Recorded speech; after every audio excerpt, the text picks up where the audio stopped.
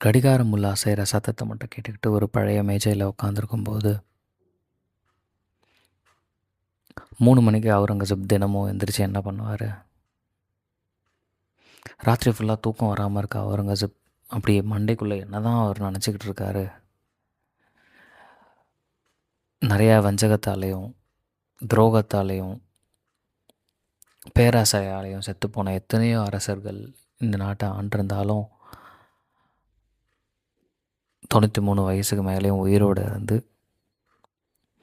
நிம்மதியாக செத்து போனார் அவுரங்கசீப்னு கேட்டால் கிடையாது. அவருடைய சாவு எப்படி இருக்க போகுதுன்னு முன்னாடியே ஒரு தடவை ஒரு கலீஃபா அவர்கிட்ட சொல்லியிருக்காரு. உண்மையாகவே அவுரங்கசீப் செத்ததுக்கப்புறம் முகலாய பேரரசுக்கும் சரி, இந்தியாவுக்கும் சரி, அதுக்கப்புறம் உள்ளே வந்த ஐரோப்பியர்களுக்கும் சரி ஒரு மிகப்பெரிய திருப்புமுனையாக இருந்தது. ஒரு பேரரசர், ஒரு ஷாஹின்ஷா, அவரோட உயிரில் எழுதியிருக்கிற விஷயத்தை பாருங்கள். என் பணப்பை அட்ஜியாவிடம் உள்ளது. அதில் நான் தொப்பிகள் தைத்து கிடைத்த 4 ரூபாயும் 2 அணாக்களும் உள்ளன. அந்த பணத்தில்தான் இறந்த என் உடலை மூடும் சவத்துணி வாங்கப்பட வேண்டும். இது எனது இறுதி விருப்பம். இதுபோலவே என்னுடைய கைகளால் பிரதி எடுக்கப்பட்ட குரானின் பிரதிகளை விற்று நான் 305 ரூபாயை சன்மானமாக பெற்றுள்ளேன். அந்த பணமும் அட்ஜியாவிடம் உள்ளது. இந்த பணத்தில் ஏழை இஸ்லாமியர்களுக்கு உணவு வழங்கப்பட வேண்டும் என்பது என் விருப்பம் அப்படின்னு எழுதியிருக்காரு. இதுதான் அவருடைய மகன் முகமது ஆசம்க்கு மிகப்பெரிய ஷாக்கு. ஒரு திருநங்கை பற்றி எதுக்கு எழுதிட்டு போனோம்? அவருடைய பேரை உயிரில் குறிப்பிடுற அளவுக்கு அவள் என்ன இந்த முகலாய சாம்ராஜ்யத்துக்கு அவ்வளோ முக்கியமான ஒரு ஆளா, அவ்வளோ பெரிய பங்கு வகிக்கிறாளா அப்படிங்கிற கேள்வி அவனுக்கு இருந்தது. அட்ஜியாவை உண்மையாகவே கடத்திட்டாங்க. அட்ஜியா அவுரங்கசீப்புடைய மனைவியான உதய்புரி மஹல் அவங்களுக்கு பணிப்பெண்ணாக இருக்காங்க. அவங்களுடைய இயற்பெயர் இம்ரான். அதுக்கப்புறம் அவங்க திருநங்கையாக மாறுறாங்க. முக்கியமாக இந்த முகலாய பேரரசு, அதுக்கு முன்னாடி இருந்த ஸ்லேவ் டைனசிட்டி, இது எல்லாத்துலேயுமே பார்த்திங்கன்னா அந்தப்புறத்தில் வர்றதுக்கு ஒரு மிகப்பெரிய ஒரு ஆண்களுக்கு என்றைக்குமே அதுக்கான ஃப்ரீடம் இருந்ததே இல்லை. ஒன்று திருநங்கையராகவோ இல்லை எண்ணுச்சுன்னு சொல்லப்படுறவங்க, அதாவது நம்ம ஆண் உறுப்புகளை இல்லாமல் பண்ணிடுவாங்க. அந்த மாதிரி ஒருத்தங்க தான் அந்தப்புறத்துக்குள்ளே அலௌடு. இது எதனாலனா ராணிகள் இல்லை இளவரசிகள் வெளியே இருக்கிறவங்களுடைய சேர்ந்து குழந்தை பெற்றுக்கிறது, வாரிசு சண்டைகள் வர்றது, இதை தடுக்கிறதுக்காக இந்த மாதிரி ஒரு ஏற்பாடு. இப்படி ஒரு எண்ணுச்சு தான் மாலிக் கஃபூர் பற்றி நிறைய ஹிஸ்ட்ரி இருக்குது, டெக்ஸ்ட் புக்கிலலாம் வந்திருக்கு.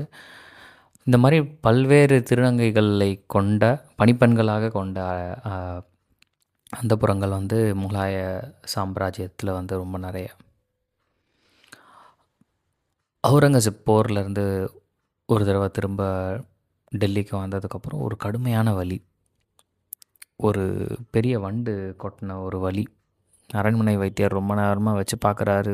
வலியில் துடிக்கிறாரு, கத்துறாரு, சைத்தானேன்னு தூக்கி போடுறாரு, மருந்தெல்லாம் தூக்கி வீசுகிறாரு. அப்போ உதய்புரி மஹலுக்கு இந்த விஷயம் காதுக்கு வருது. உதய்புரி மஹல் உடனே அட்ஜியாவை கூட்டிகிட்டு போகிறாங்க. அட்ஜியாவை இன்ட்ரடியூஸ் பண்ணுறாங்க. எதையாவது பண்ண சொல்லுன்னு கத்துறாரு. அட்ஜியா பக்கத்தில் உட்காந்து அரண்மனை வைத்தியர் கொடுத்த மருந்தை தடவிக்கிட்டு இருக்காங்க. அப்போது அவங்களுக்கு தெரியுது இது வண்டு இல்லை, இது தேனி அப்படின்னு. உடனே இது தேனி, இது வண்டு கிடையாது, இதை சுண்ணாம்பை வச்சு சரி பண்ணிடலான்னு சொல்லும்போது அவுரங்கசீப் நம்பலை. ஆனால் சரி பண்ணி காமிச்சிட்டாங்க. அப்போ அவுரங்கசீப் உதய்புரி மஹாலை பாராட்டிட்டு இனிமே என்னுடைய தாதியாக அட்ஜியா இருக்கும் அப்படின்னு ஆசைப்பட்டார். அட்ஜியா கூடவே இருக்கார். அட்ஜியா அதுக்கப்புறம் ஒரு 20 வருட காலம் அவுரங்கசீப்புக்கு பணிப்பெண்ணாக ரொம்ப கூடவே இருந்து அவுரங்கசீப்பை நல்லா பார்த்துக்கிட்டாங்க. ரொம்ப முரட்டுத்தனமான சுபாவம் உள்ள ஒரு அவுரங்கசீப் அப்படின்னாலும் அட்ஜியா கிட்ட எப்போவுமே அவருக்கு ஒரு சாஃப்ட் கார்னர் இருந்துகிட்டே இருக்குது. தூக்கம் வராமல் கஷ்டப்பட்ட காலத்துலேயும் அஜ்யா கால் அமுக்கி விட்டுட்டே இருப்பாங்க. அவங்களுக்கு வந்து என்னதான் அவங்கள விட அவுரங்கசீப் வயசில் பெரியவர் அப்படின்னாலும் ஒரு முரட்டுத்தனமான ஒரு சின்ன பையனாக அவுரங்கசீப் வந்து தெரிய ஆரம்பிக்கிறாரு. அவருடைய வயசான காலங்களில் கண்ணை மூடிக்கிட்டு இருக்க அவுரங்கசீப்னால் என்றைக்குமே தூங்கவே முடிஞ்சதில்லை. எந்த நேரத்தில் எந்த துரோகம் நடக்கும், எந்த நேரத்தில் எந்த பழியை தீர்க்கிறதுக்கு யார் வருவான்னு யோசிச்சுட்டே தூங்குற அவுரங்கசீப் கனவுகளாலே அவரோட உயிரை விடுற ஒரு நிலைமை பின்னால் வருது. அவர் நிறைய அஜ்யா கிட்ட இதை பற்றி புலம்புறது சொன்ன மாதிரி இதே மாதிரி ஒரு 20 ஆண்டுகள் கிட்டத்தட்ட நிழல் மாதிரி இருந்ததுக்கப்புறம் ஒரு நாள் அவர் சாகிறதுக்கு முன்னாடி நாள் எனக்காக ஒரு காரியம் செய்யணும் பண்ணுவியான்னு அஜ்யா கிட்ட கேட்குறாரு. அஜ்யாவுக்கு இதுவே ஒரு பெரிய ஆச்சரியம். என் கடமையே அதுதான், நீங்கள் என்ன சொல்கிறீங்களோ அதை பண்ணுறது தான் என்னுடைய வேலை, என்னுடைய வாழ்க்கைன்னு சொல்கிறாங்க. அவர் வந்து இது கட்டளை இல்லை, இது வந்து ஒரு வேண்டுகோள். அந்த கடைசியில் மூலையில் இருக்கிற மரப்பெட்டியை எடுத்துகிட்டு வர சொல்கிறாரு. எடுத்து வந்த உடனே ஓப்பன் பண்ண சொல்கிறாரு. ஓப்பன் பண்ணுறாங்க. ஒரு ஒரு பியோர் ஒயிட்டில் ஒரு குல்லா இருக்குது. இது என் கையால் செஞ்ச குல்லா. இதை வந்து புர்கான்பூர் மசூதியில் உள்ள ஒரு தட்டை கொடுக்கணும் அப்படின்னு அவுரங்கசீப் சொல்கிறாரு. உண்மையாகவே அந்த மசூதியில் இருக்கிற ஒரு மத தலைவர்கிட்ட கொடுக்க வேண்டியதாக இருக்குமோ அப்படின்னு அவங்க திரும்ப கேட்குறாங்க. இல்லை, அவனுடைய பேர் எனக்கு தெரியாது. ஒரு நாள் ஒரு போருக்காக படை ஃபுல்லாக நடத்தி போயிட்டு மசூதிக்கு தொழுகைக்காக போகும்போது ஒரு பிச்சைக்கார வேடத்தில் தான் நான் உள்ளே போனேன். அரசனாக யாரும் பார்த்துடக்கூடாதுங்கிறதுக்காக. எனக்கு முன்னாடி இருந்த மனுஷன் வந்து சகோதரா அப்படின்னு அழைச்சி என்னை கூப்பிட்டு தொப்பி இல்லாமல் உள்ளே போக வேணாம், என்னுடைய மகனுடைய தொப்பியை நான் போட்டுக்கிறேன், இந்தாங்க என்னோடய தொப்பியை போட்டுக்கோங்க அப்படின்னு சொல்லிட்டு கொடுக்குறாங்க. அந்த ஈகை வந்து அவர் சாகிற வரைக்கும் அவர் அதை மறக்கவே இல்லை. அவர் தொழுகையை முடிச்சுட்டு வெளியே வரும்போது அந்த மனிதனை ரொம்ப நேரமாக வெயிட் பண்ணி தேடி பார்த்துருக்காரு. அவனை வந்து இவரால் பார்க்க முடியல, அவன் பேர் தெரியல, அவன் எங்கே இருப்பான்னு தெரியல.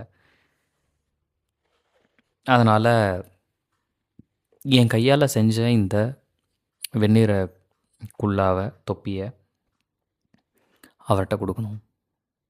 கூடவே வந்து ஒரு தங்க நாணயங்கள் இருக்குது ஒரு பேக்கில், அதையும் கொடுக்கணும் அப்படின்னு கேட்குறாரு. அஜயாவால் வந்து அவங்களுடைய அழுகையை கட்டுப்படுத்த முடியல. ஏன்னா வந்து இவ்வளவு பெரிய ஒரு பேரரசர் வந்து நம்மக்கிட்ட இப்படி ஒரு முக்கியமான விஷயத்த கொடுத்துட்டு போகிறாரு. அவருடைய இறப்பு எப்படி இருக்கணும் அப்படிங்கிறதையும் முன்னாடியே சொன்னவர் வந்து அவருக்குன்னு எதுவும் இல்லாத ஒரு இடத்துல அவருடைய ஒரே ஒரு வேண்டுகோளான இந்த விஷயத்தை இவளை நம்பி இவளை மதித்து இவன் மேலே இருக்கிற ஒரு பெரிய நம்பிக்கையில் கொடுக்குறாரு அப்படின்னும்போது அவங்களால கட்டுப்படுத்த முடியல. அந்த விதத்தில் சொல்கிறாரு அஜ்யா, நான் வந்து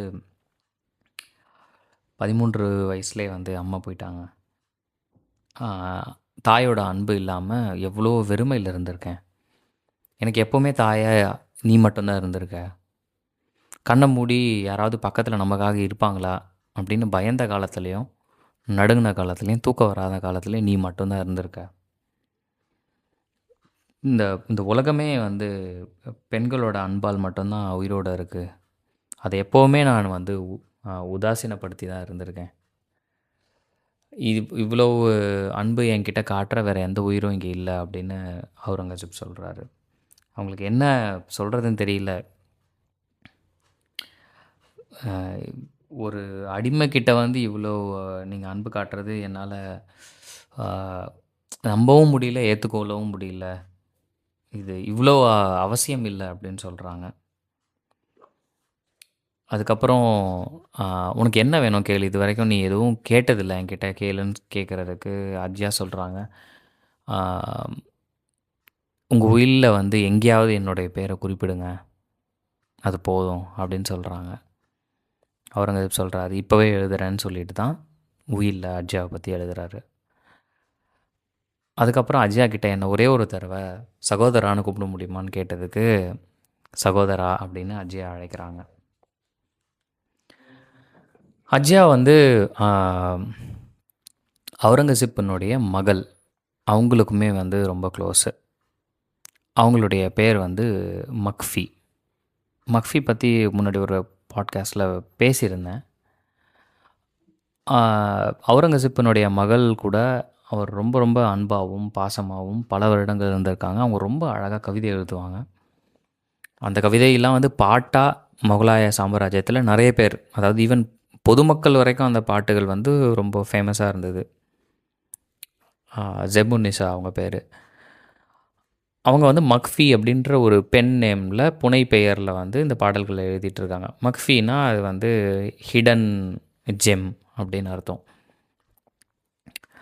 ஆம், அவங்க வந்து ஒரு அவுரங்கசீப்புக்கு பிடிக்காத ஒரு இளவரசரை காதலிச்சு, இன்னொரு நாட்டு இளவரசரை காதலிச்சு, அது அவுரங்கசீப்புக்கு தெரிந்து ஜெபுனிசாவை வந்து சிறையில் அடைக்கிறாரு.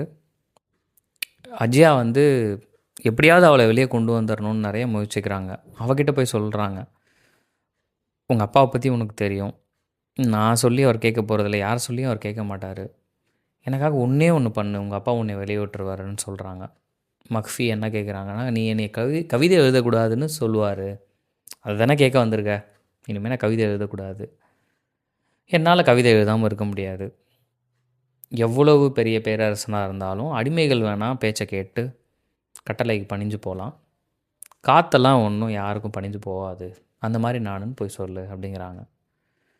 கடைசியில் சாகிற வரைக்கும் அவங்களும் மக்ஃபியும் சிறையில் இருந்து சாக வேண்டிய ஒரு நிலமை இருக்குது. ஷாஜகான் கதை எல்லாருக்குமே தெரிஞ்சது. அவுரங்கசீப் வந்து ஷாஜகானை சிறையில் ரொம்ப வருடங்கள் வைத்திருந்து சிறையிலேயே வாடி தான் அவரும் இறந்து போகிறாரு. அதுக்கு வெவ்வேறு காரணங்கள் இருக்குது. இப்போ என்னென்னா, இந்த அவுரங்கசீப் இறந்ததுக்கப்புறம் அவர் முன்னாடியே என்ன சொல்கிறாருன்னா, உடனே இந்த நாட்டை விட்டு நீ போயிடணும், இந்த நாட்டில் எங்கேயுமே யாருமே உன்னை பார்க்கக்கூடாதுன்னு சொல்கிறாரு. அஜியாவுக்கு ஒன்றும் புரியல. எனக்கு நாடுன்னு ஒன்று இல்லை, எனக்கு குடும்பம்னு ஒன்று இல்லை, நான் யாருன்னே எனக்கு தெரியாது. இப்போ கண்ணாடி முன்னாடி போய் நின்னா, நான் வந்து சின்ன வயதில் கண்ணாடியில் பார்த்த ஒரு ஞாபகம் வந்து இப்போ இல்லை. நானே யாருன்னு தெரியாமல் இருக்கும்போது நான் எங்கே போகிறதுன்னு கேட்கும்போது அவர் சொல்கிறாரு, இங்கே இருக்கிற சூழ்ச்சிகளில் உன்னை வந்து நிம்மதியாக இருக்க விட மாட்டாங்கன்றதால சொல்கிறேன். உடனே புர்கான்பூருக்கு கிளம்பி போயிரு, உனக்கு எங்கே இருக்கணும்னு தோணுதோ அங்கே கிளம்பி போயிரு, இந்த குல்லாவை கொடுத்துட்டு நீ தாராளமாக எங்கே வேணால் போயிரு, ஆனால் இங்கே இருக்காதன்னு சொல்கிறாரு. அவுரங்கசீப் வந்து கரெக்டாக இறக்கிறதுக்கு முன்னாடி நாள் இது நடக்குது. அப்போவே அவர் கிளம்ப சொல்கிறாரு. இவங்க குல்லாவை எடுத்துக்கிட்டு தங்க நாணயங்களை எடுத்துக்கிட்டு அந்த மரப்பெட்டியோடு வெளியே போகிறாங்க. அங்கே இருக்கிற காவலாளி அஜியாவை தடுக்கிறான். அஜியாவை தடுத்து உள்ளே பேசினதை விட்டு கேட்டவன் வந்து இதை யார்கிட்டயோ சொல்லி அவங்க வந்து அஜியாவை கடத்திட்டு போகிறாங்க. பெரிய சித்திரவதைக்குள்ளே போகிறாங்க. ஏன்னா அவங்கள பொறுத்த வரைக்கும் மாமன்னர் ஏதோ ஒரு பெரிய ரகசியத்தை அஜியா கிட்ட சொல்கிறாரு. அஜியாவுக்கு தான் எல்லா கஜானாவை பற்றின எங்கெங்கே புதையல்கள் இருக்குது, இவர் கொள்ளையடிச்சிட்டு வந்த மற்ற நாட்டில் போரில் எடுத்துகிட்டு வந்த தங்கங்கள் வைரங்கள் இது எல்லாம் எங்கே இருக்குன்ற விஷயத்த அஜியா கிட்ட சொல்கிறாருன்னு கடைசி வரைக்கும் அவங்கள சிறையில் அடைச்சி துன்புறுத்தி தலைகீழ தொங்க வச்சு சாப்பாடு போடாமல் பட்டினி போட்டு கடைசியில் அஜயாவை கொல்றாங்க.